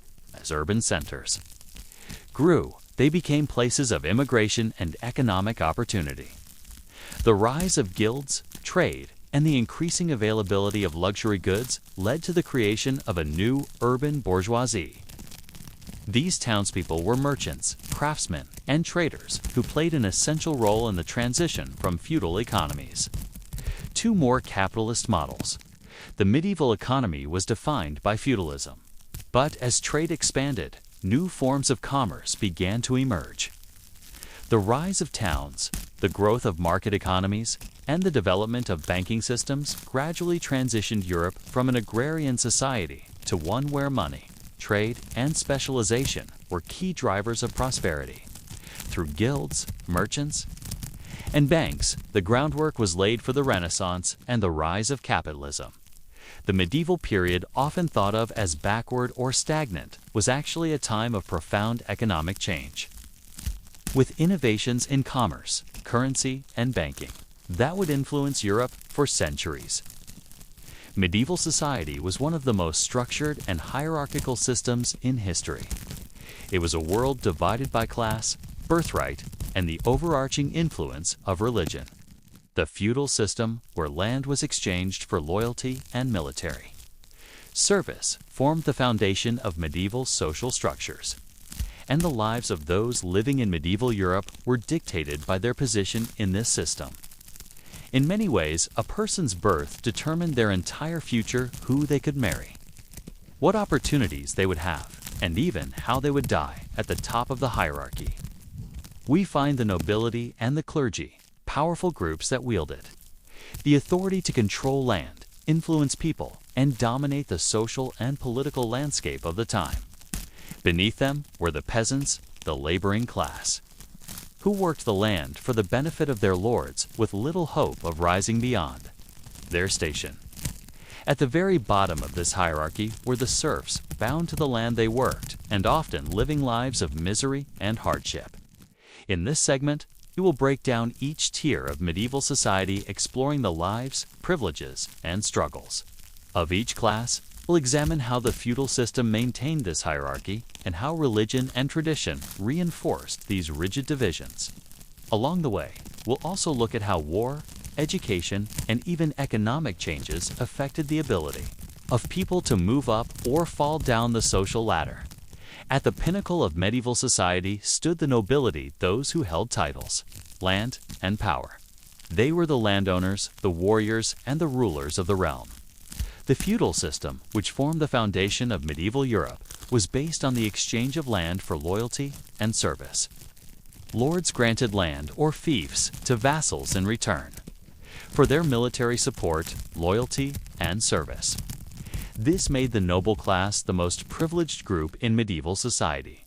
The nobility was made up of several levels, including dukes, earls, barons, and knights. At the highest level were the dukes and earls, who were often granted large territories by the king or other monarchs. These noblemen had significant power over their lands and were often responsible for maintaining law and order, collecting taxes, and raising armies in times of war. The barons and knights were a step lower in the hierarchy, but still held considerable power and influence over local communities. Knights, in particular, were part of the military elite, well trained in combat, and bound by the chivalric code to defend the realm and protect the weak. Their wealth and status were largely determined by the land they held, and their roles in battle and feudal service ensured their prominence in medieval society. A noble's life was one of relative comfort and power. Castles were the center of noble life, offering not only protection but also a home for the noble family and a seat of local government. Within these walls, the noble family would live, dine, and rule.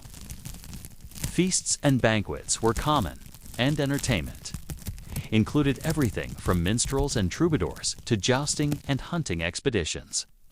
Despite these luxuries, the nobles were always engaged in political intrigues, alliances, and wars that shaped the destiny of the realm.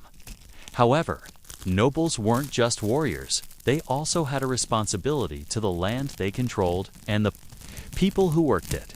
They were expected to be good stewards of their estates, making sure the peasants and serfs who worked their land were treated fairly. Though justice could be harsh in the feudal system, the church was another central pillar of medieval society. The clergy, ranging from humble priests to powerful bishops and the Pope himself, held immense influence over both the spiritual and political life of medieval Europe. The Catholic Church was the dominant institution in medieval society, shaping education, morality, politics, and even the laws of the land. The clergy were the spiritual leaders of society.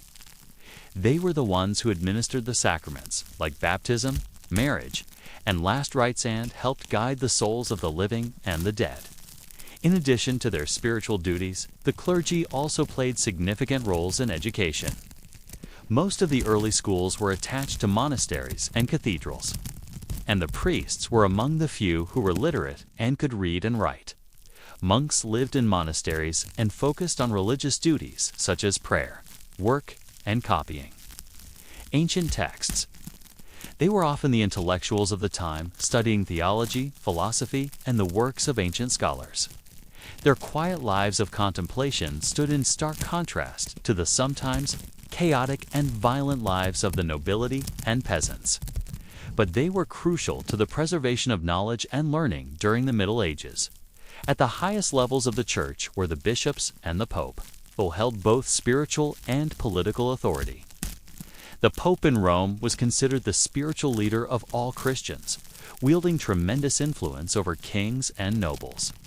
His authority was often used to mediate disputes between monarchs and to settle matters of great importance, such as land disputes, heretical movements, and the Crusades. The Pope could even call upon the power of excommunication to punish rulers or nobles who defied the authority of the Church. At the lowest end of the social hierarchy were the peasants, who made up the vast majority of medieval society. Life as a peasant was difficult and often characterized by hard labor, poverty, and social immobility. The vast majority of peasants lived in small villages and worked the land for their lords in exchange for the right to live on the land, where they could grow enough food to survive.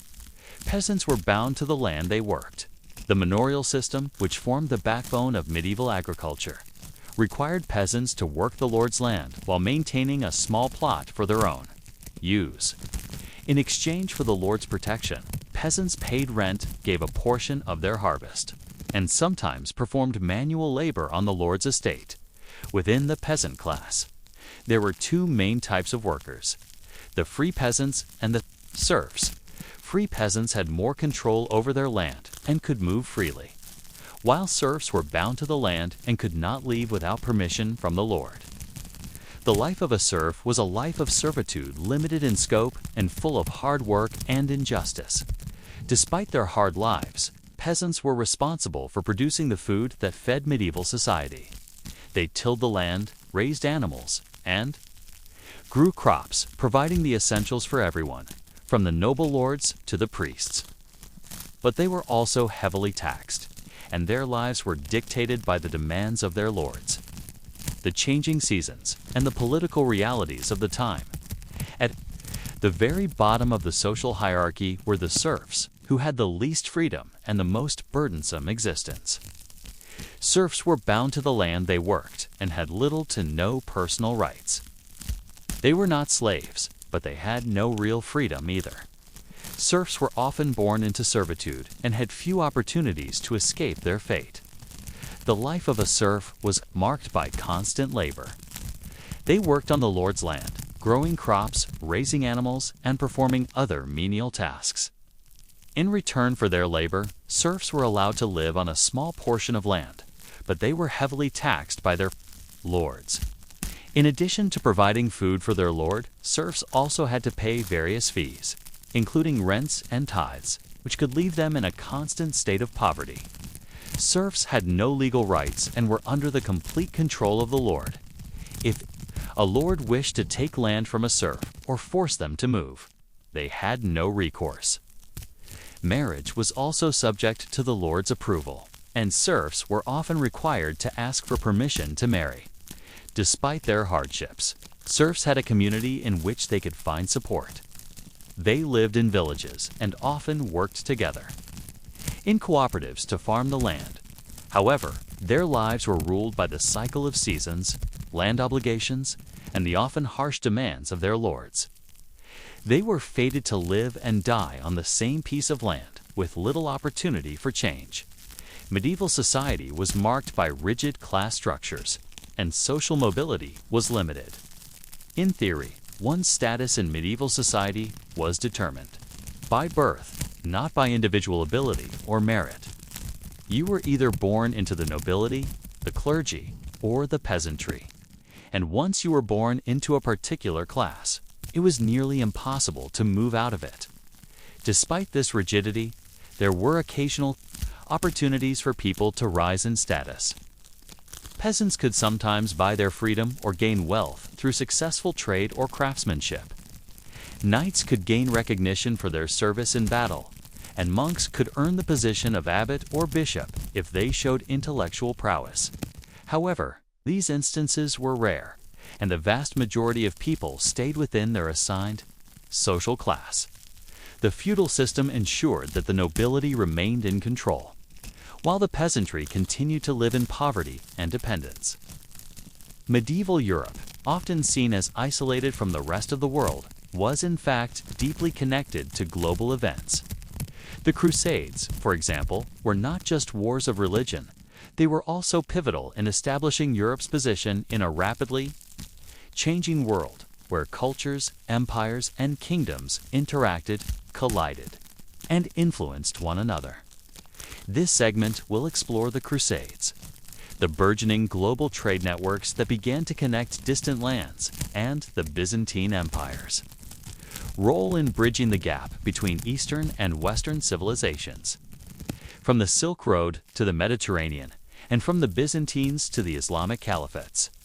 The medieval period was one of cross-cultural exchange that transformed society in Europe and beyond. The Crusades were the defining feature of medieval expansion and military conflict.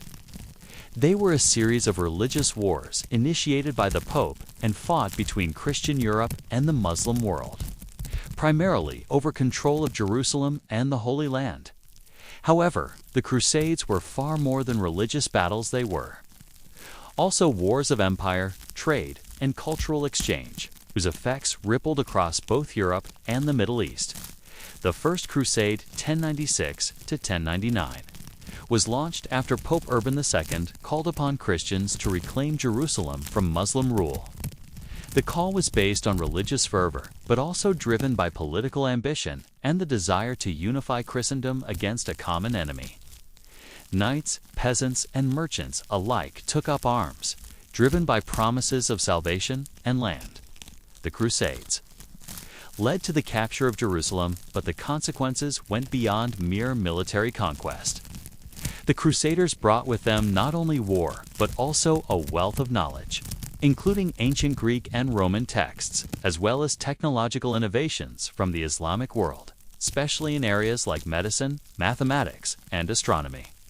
While the Crusaders were initially victorious, the subsequent losses and retreats demonstrated the tenuousness of their hold. The Second Crusade, 1147-1150, and the Third Crusade, 1189 to 1192, were marked by strategic failures and the eventual recapture of Jerusalem by the Muslims under Saladin. The conflict, however, continued to shape medieval Europe, creating a profound spiritual and political legacy. The Crusades affected European society in several significant ways. The nobility and knights who participated gained prestige, but also faced financial ruin. Due to the enormous costs of these military campaigns, many of these knights went to war seeking glory and land, but returned to find their estates depleted and their wealth dissipated. The Crusades also had profound impacts on the social structure, with many of the nobility away fighting in the Holy Land. There was a shift in the balance of power, particularly in Italy and the Mediterranean. Cities like Venice, Genoa, and Pisa prospered from the trade routes opened by the Crusaders, creating powerful merchant republics that would dominate European commerce for centuries. In addition to economic expansion, the Crusades fostered cultural exchange. Europeans came into direct contact with Arabic scholarship, particularly in areas like mathematics, astronomy, and medicine. This exchange of ideas helped lay the groundwork for the Renaissance. As Europeans began to rediscover classical knowledge, which had been preserved in the Islamic world, but was largely forgotten in Europe during the Dark Ages, the Crusades also introduced Europeans to new goods such as spices, silks, and textiles, which sparked a commercial revolution. The demand for these goods led to the growth of trade routes and the creation of trading networks that link the Mediterranean, the Middle East, and even Asia. The Byzantine Empire, though often overlooked in Western narratives, played a pivotal role in maintaining the intellectual and cultural links between Eastern and Western civilizations. Its capital, Constantinople, modern-day Istanbul, was a vital center of commerce, learning, and Christianity. The Byzantine Empire preserved much of the ancient Greek and Roman heritage, including the Roman law code, philosophical texts, and the works of Homer. During the early medieval period, the Byzantine Empire acted as the gateway between Europe and the Islamic world, facilitating trade, scholarship, and diplomacy. The Byzantines also developed important technological innovations, such as Greek phero weapon used to defend against invading forces and the siege of Constantinople. The Byzantine influence reached far beyond Asia Minor and the Balkans, shaping the Russian Empire and Eastern Christianity. Through Christian missionaries like St. Cyril and St. Methodius, The Byzantines helped spread Christianity to the Slavic peoples, creating a strong cultural and religious tie between Eastern Europe and the Byzantine world. However, the fall of Constantinople to the Ottoman Turks in 1453 marked the end of the Byzantine Empire and the loss of a critical cultural bridge between the East and West. The Ottoman conquest had a profound effect on the region, but the legacy of Byzantine scholarship and culture persisted in Eastern Europe and Russia. One of the most important changes in medieval Europe was the development of trade routes that connected not only Europe, but also the Middle East, Asia, and Africa. The medieval period saw the expansion of the Silk Road, the Mediterranean maritime routes, and the African trade routes, all of which contributed to the globalization of commerce. The Silk Road, a vast network of overland trade routes stretching from China to the Mediterranean, brought precious goods such as silk, spices, tea, and paper to Europe. Through trade, the medieval world became more connected than ever before, and goods from distant lands were no longer the stuff of myth, but reality. Venice, Genoa, and other Italian city-states became central hubs in the Mediterranean trade system. Venice, in particular, controlled key maritime routes, and its merchant fleet was the most powerful in Europe. Venetian merchants traded in everything from spices to precious metals and luxury goods, establishing their dominance in the economic sphere. As trade routes expanded, European merchants came into contact with Arab traders, who had access to goods from India, China, and Africa. This was a time of significant cultural and economic exchange with Arabic merchants, bringing not only goods, but also knowledge and ideas from the far corners of the world. The introduction of Arabic numerals, the concept of zero, and the works of ancient philosophers that had been preserved in the Islamic world greatly enriched European intellectual life. Throughout the medieval period, the rise and fall of kingdoms and empires defined the political landscape. From the Holy Roman Empire to the Franks, from the Anglo-Saxons to the Vikings, medieval Europe saw a complex and dynamic political environment. The Holy Roman Empire, established in the 9th century by Charlemagne, was one of the most influential political entities in medieval Europe. It united much of Western Europe under a single ruler and formed the foundation of medieval Christendom. The Holy Roman Emperor was seen as the defender of the faith, and his role in politics was intertwined with the papacy. At the same time, kingdoms like England, France, and Spain were developing their own feudal systems and consolidating power. The English monarchy grew out of the Anglo-Saxon and Norman traditions, beginning with William the Conqueror's conquest of England in 1066. Meanwhile, in France, the Capetian dynasty rose to power and helped unify the fragmented territories of the French kingdom. On the other side of Europe, the Vikings carved out their empires in the north, establishing Viking kingdoms in places like England, Ireland, and Normandy. These warriors, traders, and settlers had a lasting impact on the development of medieval European society. Throughout this period, the Holy Roman Empire, France, England, and Spain were involved in constant wars and political intrigue as the balance of power shifted. The Crusades played a significant role in consolidating royal power and expanding the authority of monarchs, even as these kingdoms battled one another for dominance. While medieval Europe may initially seemed isolated from the rest of the world, its connections with the Islamic world, the Byzantine Empire, and the Far East were profound and long-lasting. The Crusades served as both a religious and military outlet, but also as a catalyst for trade and cultural exchange. The development of global trade routes such as the Silk Road and Mediterranean networks helped weave a complex web of interaction between Europe, Asia, and the Middle East. By the end of the medieval period, Europe was deeply connected to the larger world, and the knowledge, goods, and technologies exchanged between these regions would help lay the groundwork for the Renaissance and the Age of Exploration.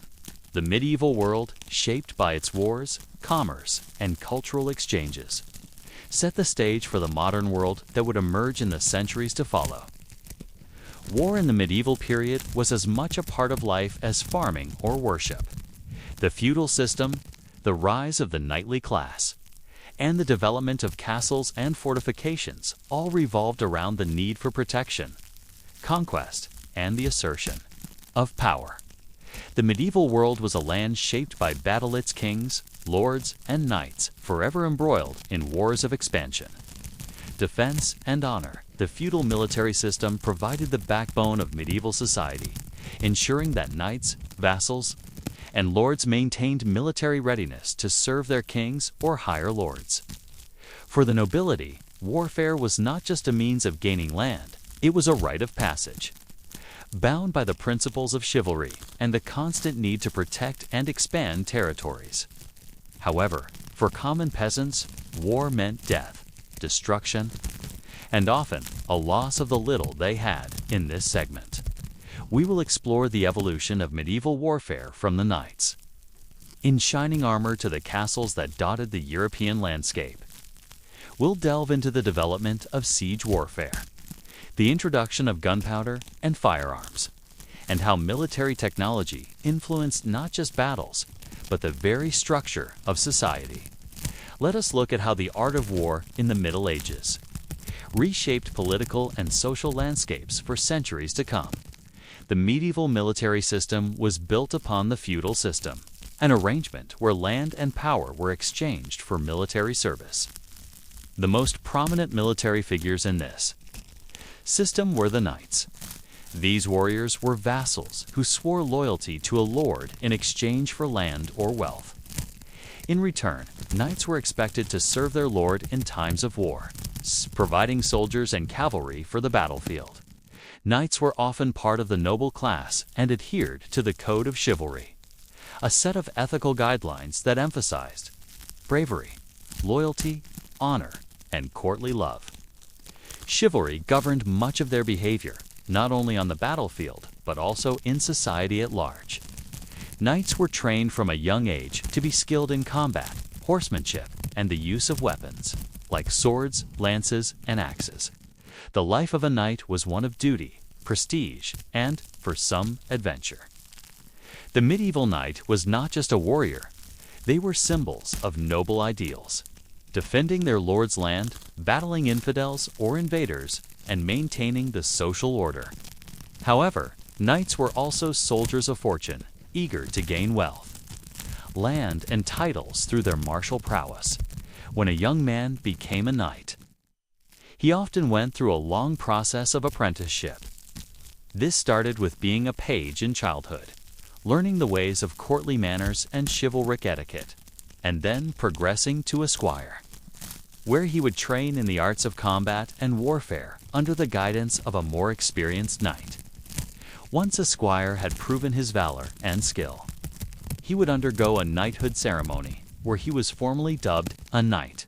Knights, as warriors and lords, were central to the functioning of medieval armies, and their role was essential in the expansion of kingdoms, the defense of borders, and the enforcement of feudal loyalty.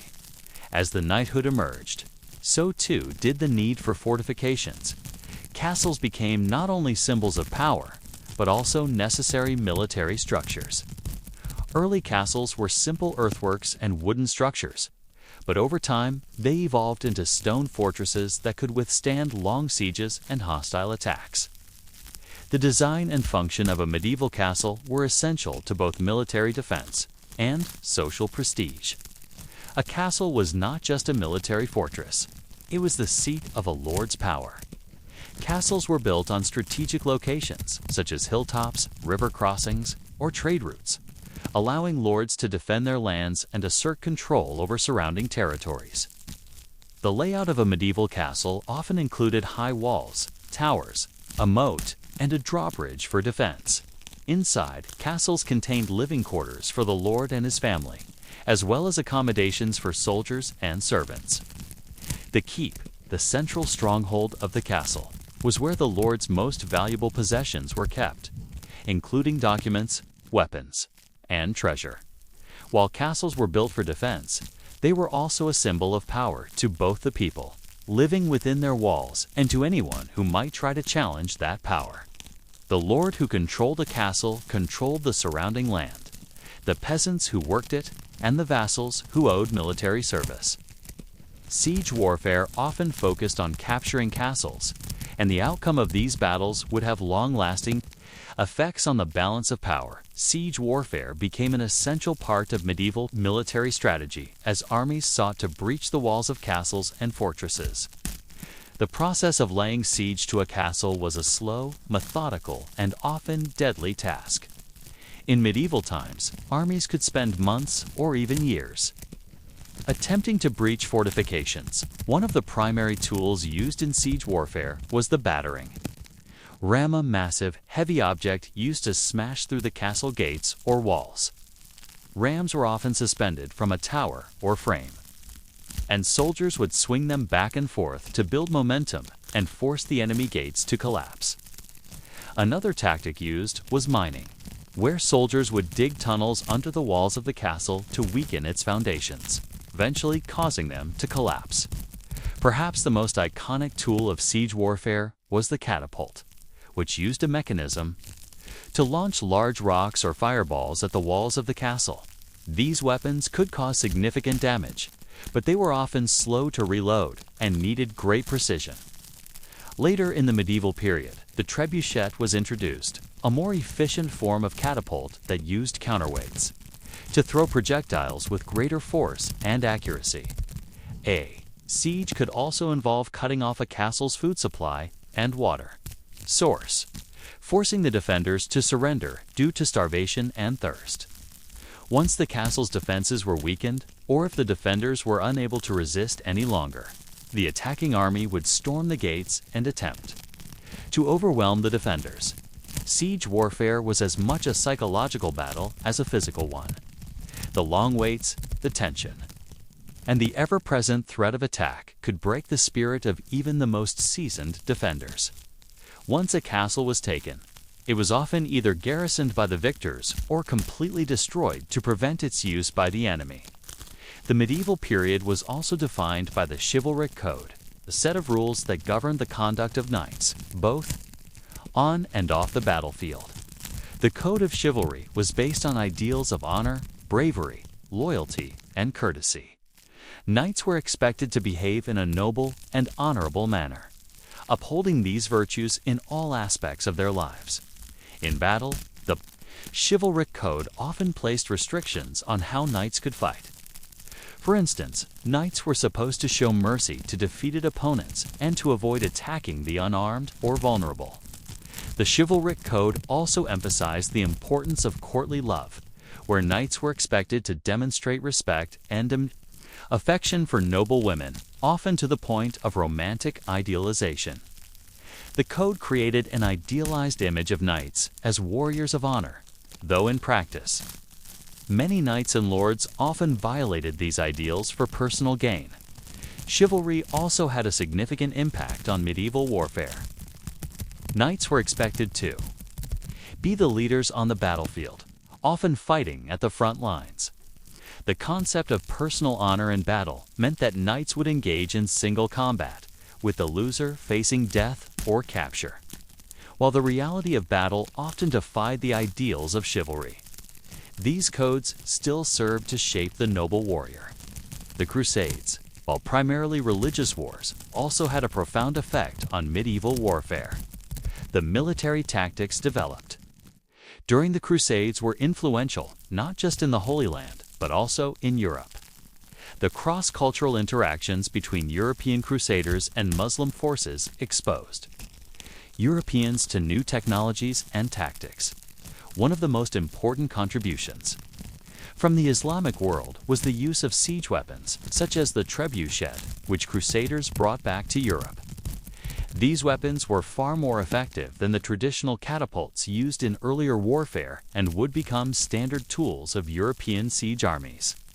The Crusaders also learned a great deal from the Islamic military tactics, especially in the use of cavalry and defensive strategies. The Muslims had perfected the use of mounted archers, and European knights learned to incorporate this form of light cavalry into their armies. The Crusades also influenced the development of fortifications. In Europe, castles in Europe began to incorporate features seen in the Middle East, such as moats, towers, and thick walls, which were designed to withstand siege warfare more effectively. Medieval warfare, with its complex systems of feudal loyalty, siege, tactics, and chivalric honor, had a profound impact on the history of Europe. The legacy of knights, castles, and military strategy continued to shape European warfare long after the Middle Ages had ended. The Crusades were particularly influential in introducing new ideas and techniques from the Islamic world, laying the groundwork for future advancements in military technology. The feudal system and the social expectations it created also provided a foundation for future European armies, while the rise of professional soldiers and mercenaries began to change the landscape of medieval battlefields. As we move forward into the next segment, we'll explore how the military revolution, along with shifts in economics and trade, contributed to the rise of modern European states and the eventual end of the medieval period. Stay tuned as we continue our journey through the Middle Ages. The medieval ages, with their castles, knights, and feudal obligations, would not last forever. By the late 14th and early 15th centuries, Europe was on the brink of profound change. The Black Death, the collapse of the feudal system, the rising power of monarchies, and the waning influence of the Catholic Church marked the slow unraveling of medieval society. These were the seeds of the Renaissance, a time of rebirth and rediscovery that would transform Europe and the world. In this final segment, we will explore the events and changes that contributed to the end of medieval Europe, the plague that decimated entire populations, and the political and economic transformations that set the stage for the modern world. The Black Death, the devastating plague that swept through Europe in the mid-14th century, was one of the most catastrophic events in history. It is estimated that between 1347 and 1351, the Black Death killed between 25% and 50% of Europe's population. The impact of this disease was nothing short of apocalyptic. The plague, caused by the bacterium Yersinia pestis, spread rapidly across the continent, carried by fleas on rats and exacerbated by the overcrowded conditions of medieval cities. Whole communities were decimated, and the effects were far-reaching, not only in terms of human loss, but also in the economic and social disruptions it caused, as vast swaths of the population perished. There were severe labor shortages. The feudal system was thrown into chaos, as peasants and serfs were the hardest hit. Many lords found themselves without the workforce needed to tend to their estates, and wages for laborers rose as demand exceeded supply. In many areas, serfs began to demand higher wages and better living conditions, setting the stage for the decline of serfdom and the gradual breakdown of the feudal system. In addition to the labor shortage, the plague also contributed to a profound spiritual crisis. People turned to the church for answers, but the church's inability to stop the plague eroded its authority. Some sought comfort in religious penance, others in superstitions and witch hunts. The church's failure to provide protection or relief deepened the disillusionment with religious institutions, accelerating the move toward new forms of thinking and governance. The Black Death thus not only killed millions, but also altered the trajectory of European history. It fundamentally changed the economic structure, leading to a rise in the middle class, greater mobility for peasants, and a shift away from the rigid feudal hierarchy that had dominated Europe for centuries. In the wake of the Black Death, monarchies across Europe began to centralize their power in ways that would mark the decline of the feudal system. Previously, kings and lords had limited power, and the social order was defined by the feudal bonds between monarchs, nobles, and their vassals. However, the destruction caused by the plague, combined with increasing demand for strong leadership and economic recovery, gave rise to more powerful, centralized monarchies. The development of royal armies, the introduction of new taxation systems, and the control of wealth and trade allowed monarchs to reduce the influence of nobles and create more unified kingdoms. One of the most notable examples of this transformation was England, where King Henry VII established the Tudor dynasty after defeating Richard III at the Battle of Bosworth Field in 1485. This marked the end of the Wars of the Roses and the beginning of a new era of strong centralized rule in England. Similarly, in France, the Valois kings consolidated their power during and after the Hundred Years' War 1337 to 1453 against England. By the end of the war, Charles VII had successfully united France under the crown, breaking the power of the feudal lords and creating a more centralized state. The rise of these strong monarchies helped to create the conditions for the Renaissance. As monarchs became more powerful, they began to invest in the arts, science, and education, helping to foster the intellectual and cultural explosion that would define the Renaissance. For centuries, the Catholic Church had been the dominant force in Europe, shaping everything from political decisions to education and social norms. However, by the end of the medieval period, the Church was experiencing a profound loss of influence and authority. A decline that was hastened by a number of factors, including the Black Death, political pressures, and the rise of secularism. The Great Schism, 1378 to 1417, where multiple popes claimed the papacy, further weakened the Church's authority and credibility. For many, the Church's inability to provide spiritual guidance during the plague or the schisms shattered the faith in the institution. The Protestant Reformation, which began in the early 16th century, was a direct result of these growing dissatisfactions with the Church's power. The loss of the Church's political and spiritual dominance created space for the rise of humanism, a philosophy that emphasized individual potential, critical thinking, and the value of the human experience. Over religious doctrine, Renaissance thinkers began to challenge church teachings and instead turned to ancient Greek and Roman texts for inspiration. This shift in thought laid the groundwork for the scientific revolution, the development of individual rights, and the eventual Enlightenment. As secularism took root in Europe, the Renaissance flourished, drawing inspiration from the classical world, but moving away from religious constraint and towards an exploration of human achievement and intellect. One of the most significant changes that occurred in medieval society was the rise of the towns and the growth of a middle class. Before the Black Death, most people in Europe lived in rural areas and worked on manors, serving the lords in exchange for land to farm. But as trade routes expanded, cities began to grow. With the decline of feudalism, people began to flock to the growing urban centers, seeking the opportunities that the middle class offered in the cities. Merchants, craftsmen, and artisans began to form the bourgeoisie, a new class that had more economic freedom than the peasant class. This shift toward town-based economy was accelerated by the influx of people into urban areas after the plague. As a result, towns grew in wealth and importance, becoming hubs of trade, commerce, and innovation. The rise of the merchant class also contributed to the decline of the feudal system. As towns grew in importance, monarchs realized that the wealth of towns was necessary for the stability of their kingdoms. Kings began to encourage trade and market expansion, offering charters and privileges to towns in exchange for tax revenues and military support.